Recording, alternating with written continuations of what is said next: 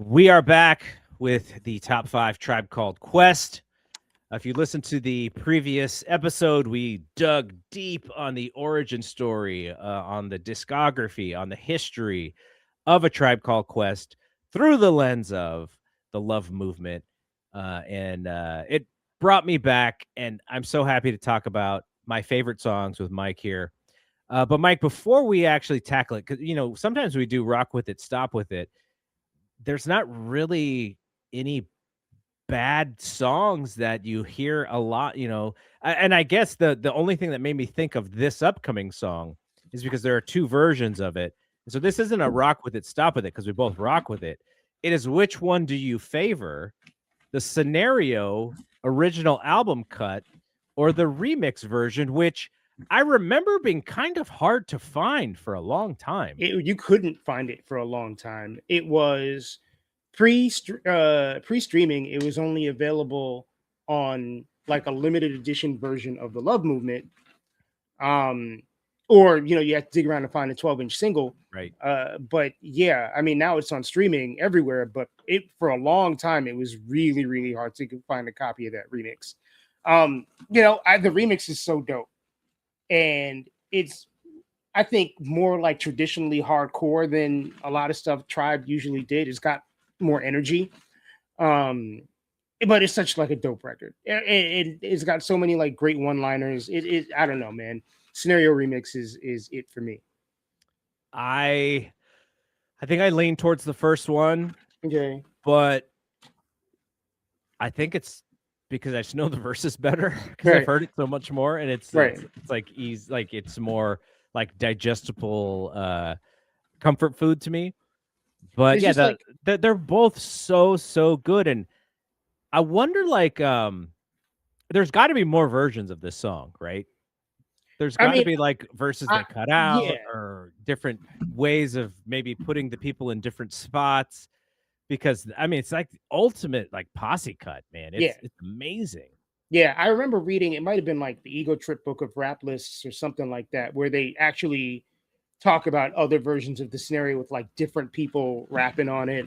And I think there's a version with like Chris Lighty rapping on it. There's, so I think they had to do some cutting and pasting to make that work.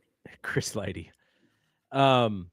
Okay, so let's just get into it, because I was thinking about, like, I may have a hard time with this one, but I have like a very select number of like upper tier Tribe songs for me, and then a lot of songs are in the like really damn good, but I save like my hierarchy for great, so that's going to be the one that leads my top 5. What is your number 5? So my number 5, I is this a true number 5, or did I just want to be like democratic and have a few have a song from the last album on the list? So We the People ended up being my number 5, and I remember, the week that Trump got elected, they were the musical guest on Saturday Night Live, and Dave they performed Chappelle that song. hosting, Dave right? Chappelle hosted, right? And they come out. Tip does his verse. And then they roll like a big like backdrop of Fife like drops down, and then his recorded verse comes on. It's such like a poignant moment. And that's such a great, like, it just kind of captured exactly where everybody's head was at, like kind of after that moment. And it's just such a great song. Like they saw the future. Well, these are dudes at that time, probably in their mid-40s. Yeah. Mm-hmm. And being able to understand culture and where things are going, understanding the past, and doing it in such a nuanced way where the Gen Zers or the younger folks, you couldn't really like point out like, oh, these guys are old, or oh, these guys are past their prime. Like, you could, like, they were in the pocket, and everything about that performance, everything about that song is so right on the money. I think the flaw in this thing that should have been an anthem for the time. And I don't know why it wasn't. I don't know. Maybe it didn't catch on as much as maybe it caught on with us. Right. But that is the exact song I think about when I think about that time frame. Yep. And it is number 4 for me. So okay. All right. yeah. So number 5 for me is from the Love Movement, the lead single, Find a Way. After I heard that song, I was like, oh, this is bullshit. There's no way this album is not like A+.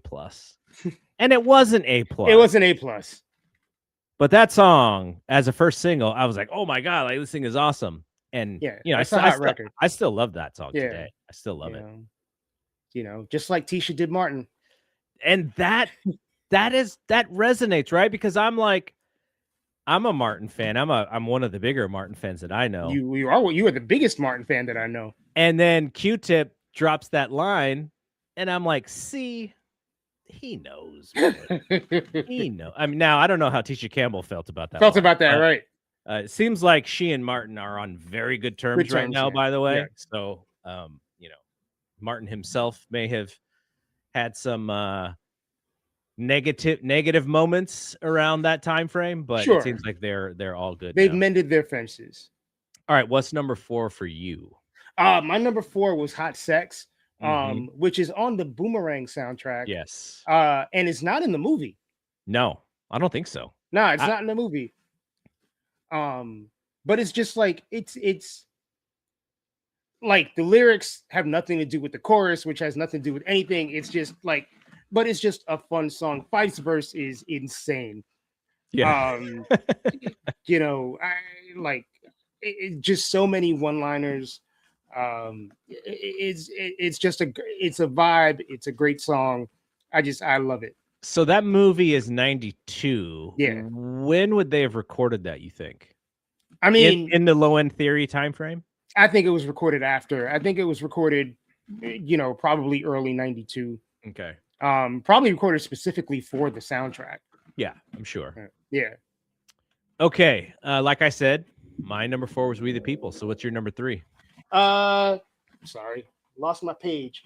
My number 3 is Midnight, which is the first collaboration or the first appearance of Raphael Sadiq on a Tribe record. I believe he plays bass or he plays guitar, both possibly.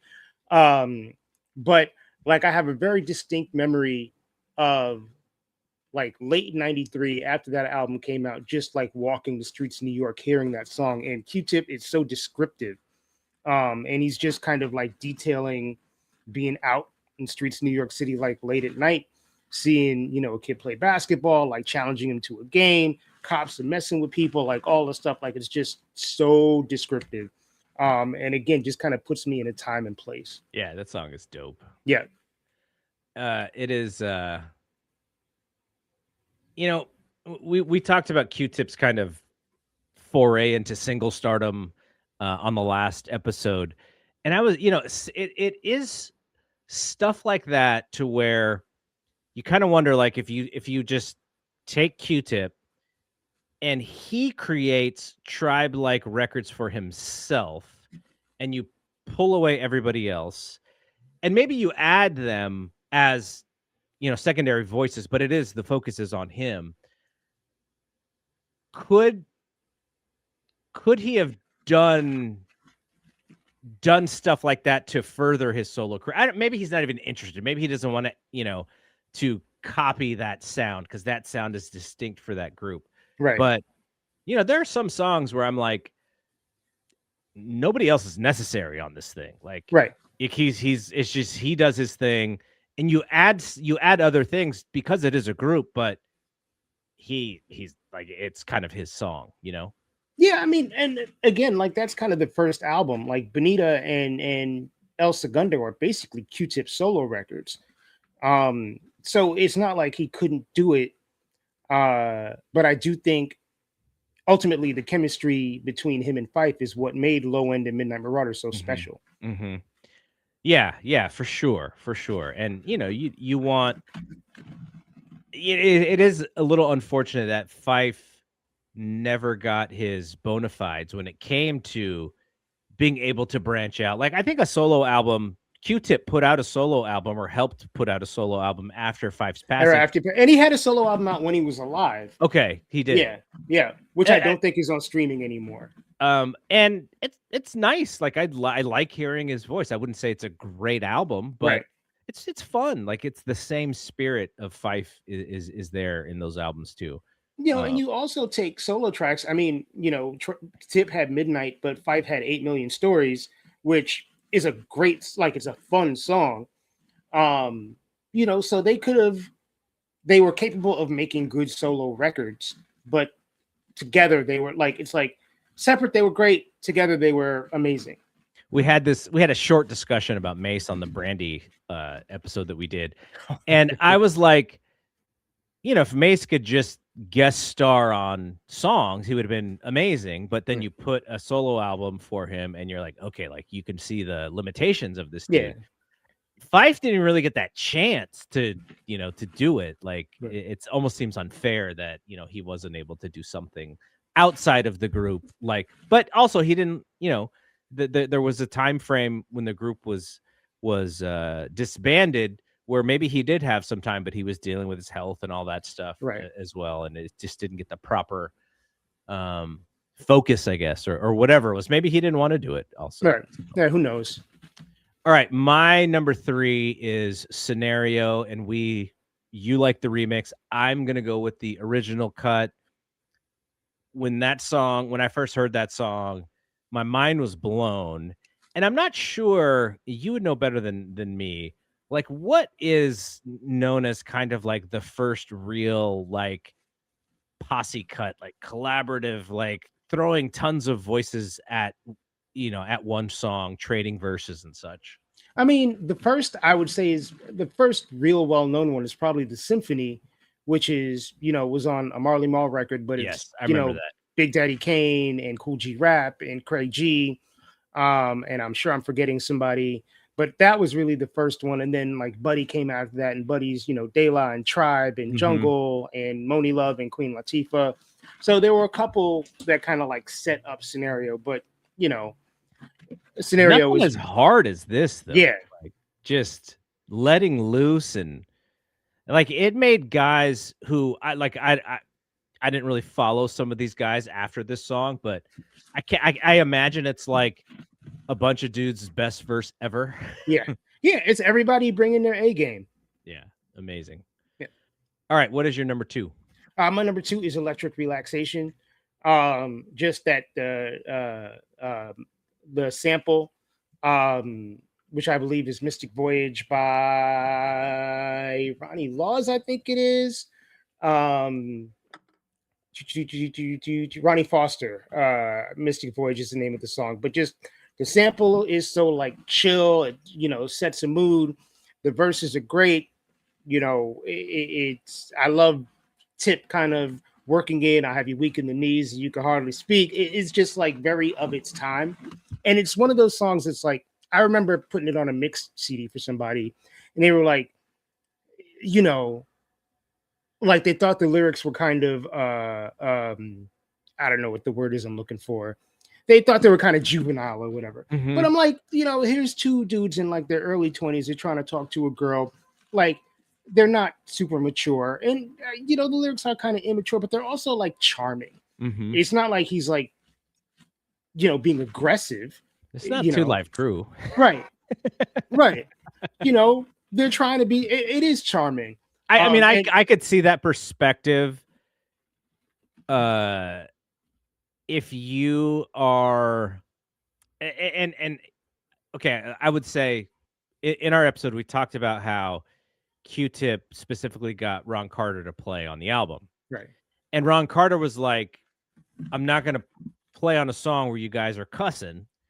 And so Q-Tip's like, nope, that's not who we are. Like, we're very focused. Like, we're talking about real stuff. So this is kind of like them being playful. But if you look at them in this specific way, I could see why you would think it was juvenile. But like you said, these are young dudes who are being playful and wordy and trying to make people smile listening to a song to listen to the wordplay. Like I Right. think it's a brilliant song. I can see some of what that person was saying though. Right.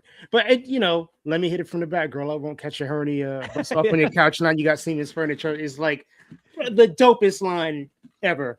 And for those who don't know, Siemens Furniture is a New York City institution. I don't know if they're still around, but they were a furniture store that ran a lot of commercials in New York City in the 80s and 90s. So Tip or Fife rather was being really, really local. But when I heard that, the first time I heard that line, I was just like, oh my God, I can't believe you said that. But it's just like a classic line and a great song. According to Wikipedia, it was founded in 1933. Wow. And it went defunct in 2005. Wow. R.I.P. Siemens Furniture. Yeah. You know what's interesting about sexual innuendo lyrics? I do think some people feel some kind of way about them for whatever reason. Like if you say what is like the best hip hop line of all time, I think people would stay away from sexual lines, but some of the sexual innuendo or like that wordplay where you can kind of take two different meanings from stuff. Right. Like to me, that's like the genesis of clever bars. I mean, it's the people who have issues with that stuff are people who are ashamed or uncomfortable with their sexuality. Maybe. So not to play armchair psychologist here, but if you can't see the humor in that stuff, you can't see like the warmth in things like that, then you're not hitting it right. I also wonder how much of that has to do with when you're trying to introduce this genre that you really love to someone who's a little bit younger. That might not be the first song that I play for them. Maybe not.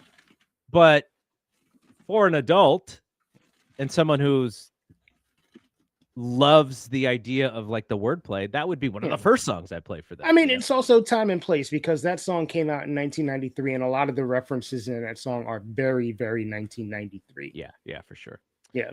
I just realized this, and I will apologize that my top 3 is actually from a low end, the low end theory. I mean, that's fair. So number 2 for me is Check the Rhyme, and it's because it's like the first song that I attached to them, and it was jump off for me. I was like, I've never heard anything like this. And it's both of those dudes together, right? Yeah. My guys. And that's the first time I ever heard it. And the idea that Q-Tip and Fife together are trading, verses and stuff. And I was like, man, how cohesive is this? Like, it's not the chemistry. Chemistry's on 100, man. These guys feel like brothers. It's like, crazy. I want to know these dudes. I want to be friends with these guys. Yeah, for real. Yeah. So my number 1 was Scenario. I couldn't decide on the original version or the remix, so I just bunched them together. Yeah. And that is kind of like the overall number 1. Again, just the energy of both of those songs is so fun, so like upbeat, so energetic. Just great song. Yeah. Great songs. Yeah. And I'm wondering, did they invent the remix? When did that remix come out? I don't even remember hearing it until a little bit later. Like I'm sure I don't know. I mean, I don't know if it was a few months later or it was like a few months later. I mean, like the album came out September 91. Like that remix came out in like March, April 92. Yeah. All right, my number 1. This is because of Fife, by the way. Buggin' Out is my favorite Tribe Called Quest song. And you know what's so funny? I remember my buddy back in the day, his name is Rick Corbel, white dude, like his music interests like went all over the place. Metallica, some hip hop, he didn't like all hip hop, but he liked some hip hop, and he would recite Fife's rhymes on this song constantly. And like to me back then, I was like, yeah, Fife is cool, but like Q-Tip is the man. Like he's like the guy, right? But then when he would just tell me, he's like, I get it, but Fife is dope. Like, do not like this. What this dude is saying makes the song. Like he creates all of the goodness in this song. Like you need to pay attention to Fife. And so at that point, I was like, I like Fife. Like I have nothing against Fife. Like I love the guy, but it's Q-Tip. And then I started to listen to this song a little more, and it then became my favorite song because of Fife Dog. And I think it wraps up kind of our two episodes very well because we talked about Fife being a little bit of the if Q-Tip is the originator and the director and the script of what Tribe Called Quest is, like Fife is like the heart and soul at the same time. And Yeah. I think he shows that a lot in this song. So it's just, and the video's crazy, right? With his eyes bugging With out their and stuff. googly eyes. Yeah. Microphone check 1 2. What is this? You got come like on, for man. like in that documentary, Pharrell Williams goes, "What?" Like he's like, "What is this?" Like that got him. So Yeah, man. and he like he says, he's like, "Look, he's like, I am a son of a Tribe Called Quest. Like I could not do what I did without these guys." Right. I don't know. I don't know if Q-Tip would say, "I am your father," but just without Tribe, a lot of the way that music turns out doesn't happen that same way. That's absolutely true, man. And I said it during the episode we did on the album, like, from Tribe and Bob Power and the collaborators that they had, like that all leads into Erica and Jill and the Roots and Raphael and D'Angelo and Bilal and Dilla and Common and like all that stuff. And like Tribe kind of sits at the top of that hill. So like if you look back on it, it's just amazing, like everything that has come after them. J. Cole, Pharrell, like all that stuff, man. And we're gonna do our De La episode at some point. Yeah. We'll probably save it to just kind of space it out more towards the end of the year. Yeah. But that one's coming as well. And when we get to these artists that have like a pretty big catalog, it does take me a little while to get through, just listening to everything. It's a lot of songs. I just want to get back to it. Yeah. And for a lot of time, like De La just was not available on streaming. Right. Now they are. I think some of that stuff some of their songs had to be re-edited a little bit because of samples and such. Yeah. But yeah, I'm excited to go through that because I'm not as familiar with their early stuff as I am with like the Grind Date and that stuff. So sure, I know it, but I don't know it like I know the Grind Date. So to go back and go, okay, I'm gonna listen from the start is gonna be a fun experience. So yeah, man. Okay, we're done here. Thanks for hanging out with us on our week of Tribe Called Quest, and we'll be back. So for Mike, I am Double G. We will see you when we see you. Peace out.